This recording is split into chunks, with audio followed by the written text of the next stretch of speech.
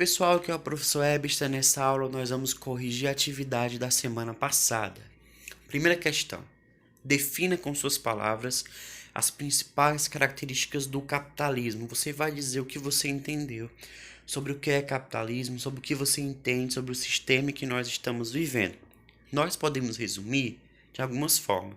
Por quê? O capitalismo se caracteriza pela propriedade privada dos meios de produção, pelo trabalho em regime assalariado, pela livre iniciativa, pelo comércio livre, entre aspas, com muitas aspas, e também pela existência da estratificação social, que é baseada em classes sociais mediante as condições socioeconômicas, e também pelo lucro. O lucro vai caracterizar o capitalismo, que também se pode considerar mais-valia. Segunda questão. Quais são as diferenças entre as economias capitalistas e socialistas? No sentido geral, nós podemos comparar esses dois modelos econômicos. Se formos comparar o capitalismo com o socialismo, nós podemos dizer que, em termos de propriedade, no capitalismo é privada, no socialismo ela é estatal ou comum. Dentro do contexto da renda, no capitalismo, o trabalho ele é assalariado. Já no socialismo, os rendimentos são comuns, com pequenas variações de acordo com a atividade desenvolvida, mas que não chega a uma discrepância. No capitalismo, as classes sociais são distintas e muitas vezes não conectadas. Já no socialismo, não há classes sociais instituídas. No capitalismo, o capital privado é muito forte, o papel das empresas, diferentemente de um país socialista comunista em que a ação do Estado é muito mais importante, muito mais impactante do que a ação do capital privado. No capitalismo, o Estado tem um papel específico, que principalmente durante crises, o Estado ele é interventor, mas durante momentos mais brandos, em que a crise do capitalismo e suas crises cíclicas não ocorrem, o Estado ele é mais fiscalizador. Já no socialismo, o Estado ele é centralizador, centraliza as ações socioeconômicas, políticas e militares. No contexto do planejamento no capitalismo, nós vamos ter o planejamento que é variável, ou seja, vai de acordo com as necessidades da empresa, da indústria, daquela região, daquela cidade. Já no socialismo, é um planejamento multidimensional que tem a ver também com etapas de 10 anos, 20 anos, 40 anos e geralmente é um planejamento a nível de país, a nível nacional. Terceira questão. Que ações foram realizadas pelo Partido Comunista da União Soviética na transição de uma economia capitalista para socialista? Você pode ter colocado alguns desses aspectos que são mais gerais e pode ter colocado todos. Se tiver colocado todos, você consegue compreender a totalidade. Se tiver colocado parcialmente, você consegue compreender a parte, né? Seria o quê? A criação de uma base econômica socialista está ligada com ações de planejamento, com ações estatais que vão suplantar aquele tipo de economia anterior e implantar uma nova forma de sociedade, uma nova forma de economia que no caso seria socialista. Neste sentido se destacam estes pontos. Vamos começar com a estatização dos meios de produção de forma gradual até a totalidade. Dentro do contexto de uma economia socialista, o Estado tem um papel crucial, muito importante. Então, aquelas empresas todas, aquelas propriedades todas que eram particulares, agora vão virar propriedades comuns, estatais, que o Estado vai organizar, que o Estado vai planejar e dizer quais são suas funções, quais são os tipos de produção e quem estará trabalhando nelas. Outra coisa importante para essa criação da base econômica socialista foram os investimentos na formação da indústria de base, que é a indústria siderúrgica, petrolífera, de exploração de recursos naturais, com a adição da indústria bélica.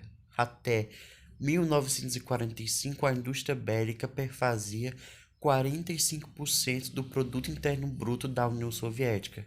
Era o chamado comunismo de guerra. Essa ideia de fortalecer-se perante outras potências do mundo, então capitalista, né?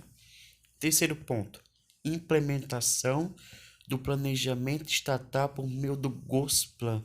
O que isso quer dizer? Foi a primeira vez que um país criou um comitê estatal nacional de planejamento geral. Por quê? Porque antes o planejamento era mais a cidade, empresas, fábricas. Agora com a União Soviética, é o planejamento do país que visa anos, 5 anos, 10 anos, 20 anos de planejamento, coisa que nunca aconteceu antes na história do mundo. Os planos quinquenais estão relacionados com planejamento de acordo com os interesses do Estado. Geralmente, os planos quinquenais que foram feitos na União Soviética focalizavam a indústria de base e também a indústria bélica. Eles não focavam muito na indústria de bens e serviços. Outra onda muito importante, outro conceito super importante, faz de ondas de Kondratiev. Por quê? Os planejamentos devem seguir os interesses científico-econômicos, ou seja, devem seguir também os interesses das pessoas e as potencialidades do ambiente. Mas depois esse planejamento deixa de ser científico, passa para ser ideológico e a partir daí é criado o conceito de crescimento impossível, que é o quê? A ideia de que dentro de uma economia socialista o crescimento pode ser muito superior ao de um país capitalista, porque não precisa de investimentos privados. Ou seja, se o Estado investe muito, logo o crescimento é grande. Só que esse conceito de crescimento impossível trouxe muitas consequências ruins, principalmente em termos de destruição do ambiente, de degradação ambiental. Outra coisa importante que todo mundo esquece é a chamada corrida planejamentista. Todo mundo lembra da armamentista espacial. Só que houve uma disputa para saber qual modelo econômico era melhor naquele tempo. Se era o capitalista ou se era o socialista. Ou seja, deixa de ser algo científico-econômico, passa para a esfera ideológica, política, para mostrar ao mundo que o socialismo seria melhor que o capitalismo e que a União Soviética seria esse modelo de novo mundo. Seria essa junção, trabalhadores do campo, da cidade, das indústrias, construindo um novo país, a nova base econômica. Quarta questão. Quais foram as consequências dessas ações? Você pode dizer, em termos iniciais, durante e após a União Soviética, porque os impactos do planejamento estatal continuam até hoje. Seria o quê? O grande crescimento econômico, o desmantelamento do sistema semi-feudal no campo e do semi-capitalista na cidade, seria a suplantação desses e a substituição dos mesmos pelo sistema socialista. Também houve a introdução do controle estatal na economia, que se relacionou com a rápida industrialização, só que foi extremamente destrutiva em termos ambientais e também sociais. Durante a União Soviética e após a União Soviética, inclusive até hoje, os impactos foram muito grandes em termos sociais, em termos econômicos e também em termos políticos. Por quê? Muitos países da União Soviética continuam com algumas características dos planos, mas a grande maioria segue caminhos muito diferentes. Quinta questão: o que caracteriza a planificação estatal? Seria o controle estatal centralizado por meio da criação de estratégias de desenvolvimento socioeconômico, da ação bélica e da ação diplomática, em articulação então economia, guerra e poderio militar internacional estavam relacionados com esse planejamento, ou seja, não era um planejamento neutro, tinha também intenções internas, externas, de poderio interno, de poderio externo, ou seja, tinha também vários objetivos além do econômico, além do planejamento. Eram objetivos políticos, porque, como sabemos, o planejamento deixa de ser científico, acadêmico e passa a ser um planejamento para o partido, o planejamento para a política do país. Outro ponto importante a se destacar é que houve a implementação de planejamentos específicos em décadas, em 5 anos, em 10 anos, em regiões, em países. O que isso quer dizer? Cada república socialista soviética tinha sua liberdade de ter a sua própria forma de planejamento, além do planejamento nacional. Ou seja, o planejamento nacional abarcava todas as repúblicas, mas elas poderiam ter seu planejamento específico. Outra coisa, esse planejamento, pela primeira vez na história, foi a nível nacional. Se você for observar períodos antes da Revolução Russa, os planejamentos eles eram regionais, eram de empresas, de cidades, só que pela primeira vez houve um planejamento nacional. E isso foi seguido como modelo por outros países socialistas, inclusive por países capitalistas. Nesse sentido, houve controle estatal total dos meios de produção por meio da sindicalização, centralização e também o controle político, econômico e produtivo. Com isso, o planejamento é instrumento de poder, sai da base científica e vai para a base ideológica, política, partidária, relacionado com os objetivos do Partido Comunista da União Soviética. Nesse sentido ocorre a corrida planejamentista. Foi a partir daí que o planejamento passa a ser um instrumento de poder. Sai da base científica para a base partidária e ideológica, que está relacionado com os objetivos do Estado, com objetivos do partido. Com isso, acontece a chamada corrida planejamentista, que é a criação de estratégias de desenvolvimento para ver qual modelo econômico era mais vigoroso, para ver qual modelo econômico era mais importante, era mais eficaz, se era o capitalismo ou se era o socialismo. Nesse sentido, sua efetividade tem a ver com o cumprimento do planejamento, já que não haviam formas de oposição a esse planejamento. Então, o planejamento era cumprido sim e sim. Por quê? Porque quem cumpria era o Estado, quem organizava era o Estado, quem efetivava era o Estado, sem um tipo de oposição que fosse muito grande. Mas se mostrou ineficaz e foi suplantada, ou seja, substituída por reformas que não foram favoráveis ao país. Sexta questão. Quais são as consequências da planificação estatal para a União Soviética? Você pode destacar aqueles pontos e também adicionar esses, que é o pioneirismo. O país foi o primeiro a ter o planejamento a nível nacional. Depois, os efeitos socioeconômicos em termos de habitação, infraestrutura, seguridade social e também a criação de uma base industrial num país que não tinha base industrial.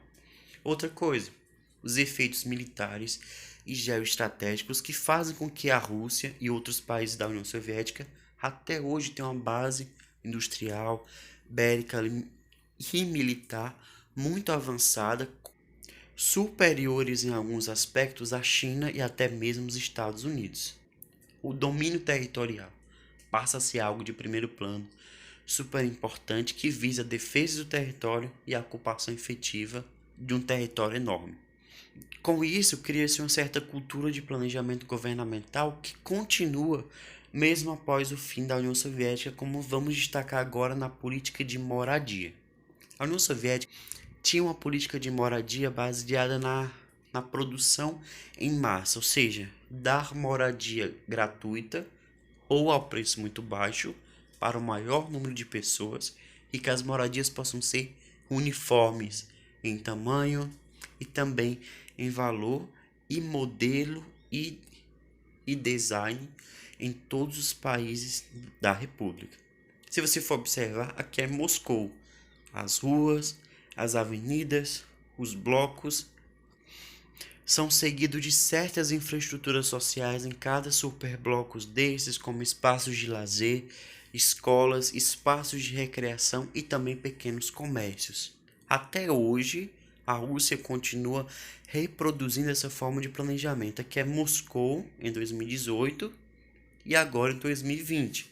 Ou seja, essa comunidade, esse bairro, foi construído com princípios muito semelhantes à construção habitacional do período soviético. Isso também ocorre em Kiev, na Ucrânia e em outras repúblicas socialistas soviéticas e outras ex-repúblicas, né? Sétima questão. Dê exemplos de como a planificação estatal funcionou na Rússia. Você vai interpretar de acordo com o que você entendeu.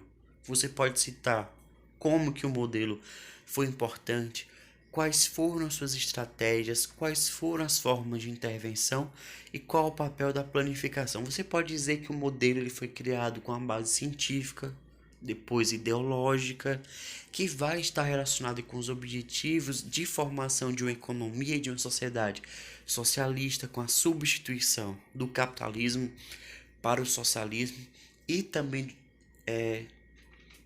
dentro do contexto de criação de uma economia de guerra, de comunismo de guerra, de uma economia de base forte, de uma base industrial robusta relacionada com a exploração dos recursos naturais. Oitava questão. Por que o desenvolvimento econômico da União Soviética é baseado na indústria e no aproveitamento dos recursos naturais? Dentro dessa questão, nós vamos trabalhar com a teoria do espaço vital que foi criada na Alemanha com Friedrich Hatzel. Ele fala o quê?